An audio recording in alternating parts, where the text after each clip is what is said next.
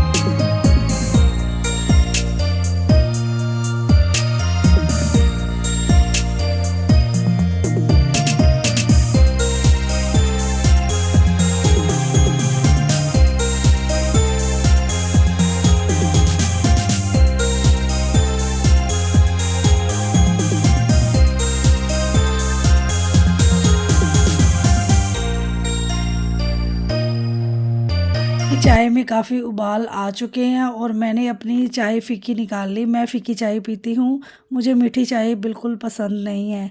तो मैंने अपनी फ़िक्की चाय निकाल दी और बाकी चाय में मैंने चीनी ऐड कर दी थी। और इधर मेरे आलू भी बॉयल होने वाले हैं साथ साथ, और दोनों काम हो जाएंगे। आटे को भी मैंने रेस्ट पे छोड़ दिया है, और अब मैं अपनी इतनी चाय पी लूँगी। और बेटी को भी दूध दे दिया था और वो भी अपना दूध पी लेगी, और फटाफट से सारे काम हो जाएंगे। क्योंकि इस तरीके से हम टाइम मैनेजमेंट का ध्यान रखें तो हमारा हर एक काम टाइम पे होता है। और अब मैं चाय पी के आ चुकी हूँ किचन में, और आलू काफ़ी गर्म थे तो मैंने फिर नाइफ़ से मैंने कहा वॉश कर छील लेती हूँ नाइफ़ से, क्योंकि बहुत ज़्यादा प्रॉब्लम आ रही थी और थोड़ी जल्दी भी थी मुझे। फटाफट से मैंने 3-4 आलू ही पहले छील लिए थे, ताकि लड्डू गोपाल जी को भी भोग लग जाएगा और बेटी के टिफ़िन के लिए भी परांठा बन जाएगा। और बाकी मैं आलू फिर थोड़ी देर रुक के छील लूँगी ताकि आराम से हो जाएगा, थोड़े ठंडे हो जाएंगे। पहले ज़रूरत के हिसाब से 3-4 आलू ही मैं छीलूँगी।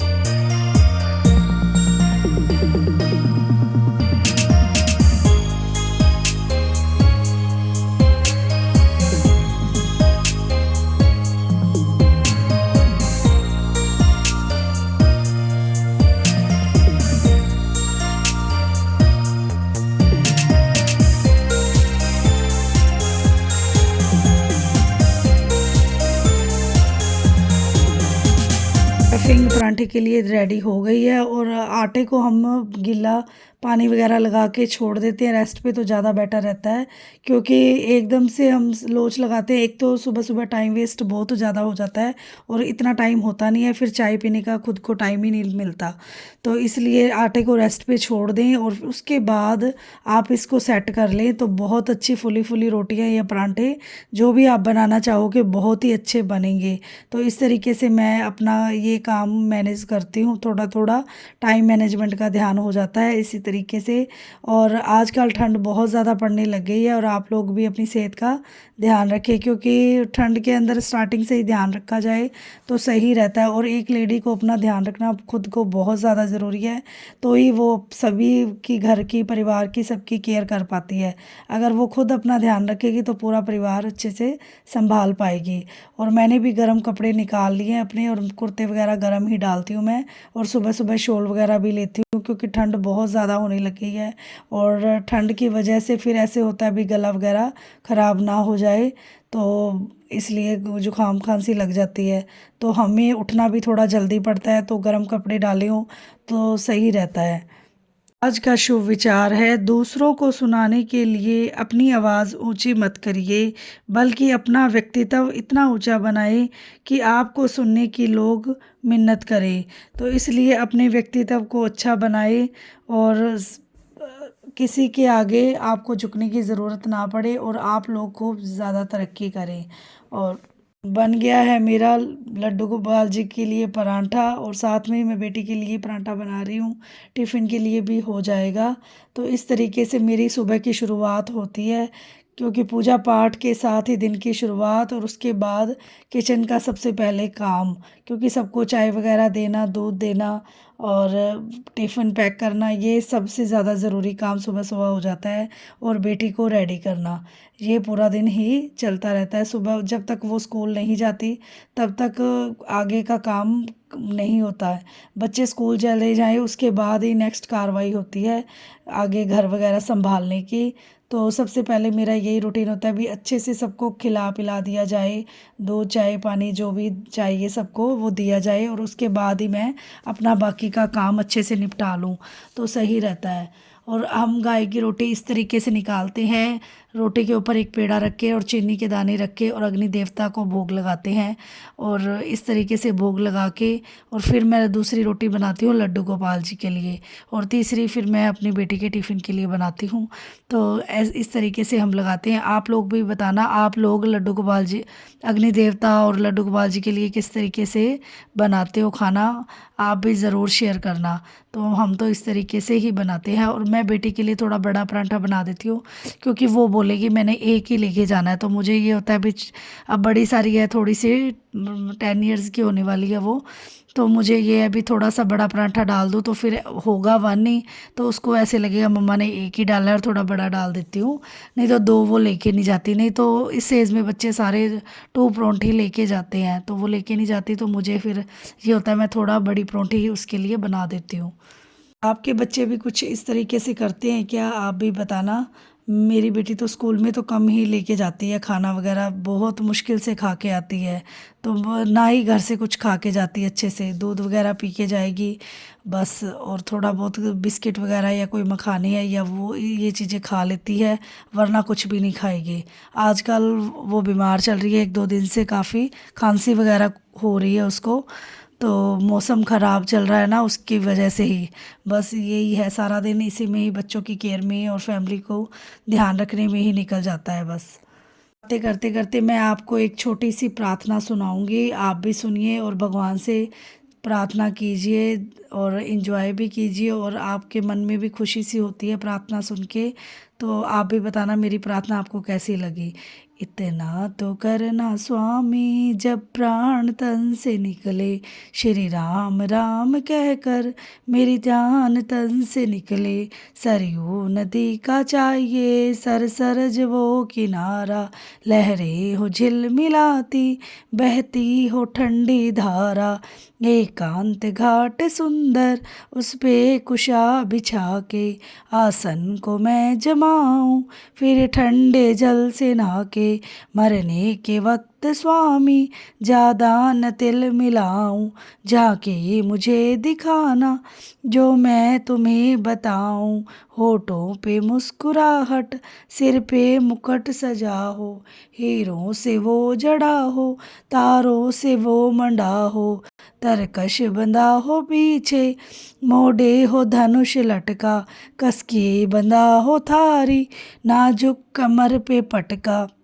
ऊपर को नवज मेरी धीरे धीरे चढ़ती जावे, सुमरिन में जीव मेरा हरगिज न पेच खावे, गर्दन जो कटके मेरी थारे चरण में पड़ी हो, आंखें खुली हो मेरी थारी आंख से लड़ी हो, न पाप पापी तन को प्रभु हाथ न लगाना, चरणों की ठोकरों से सरयू में फेंके आना, सरयू नदी की मछली इस तन को नोच खावे, दर्शन की आरज़ू है रघुवर की जय मनावे, इतना तो करना स्वामी जब प्राण तन से निकले, श्री राम राम कहकर मेरी जान तन से निकले।